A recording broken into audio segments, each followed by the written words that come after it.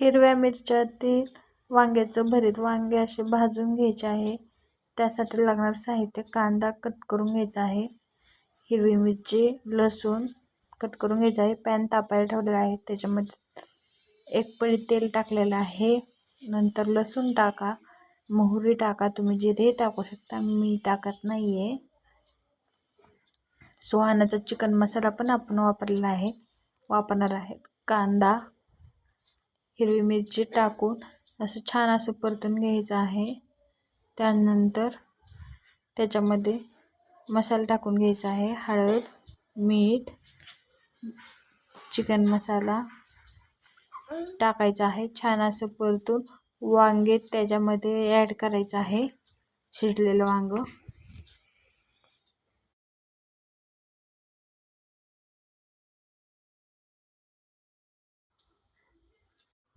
आपले भरताची रेसिपी तयार झालेली आहे. हे बघा, हिरव्या मिरच्यातील वांग्याचं भरीत खूप छान झालेलं आहे.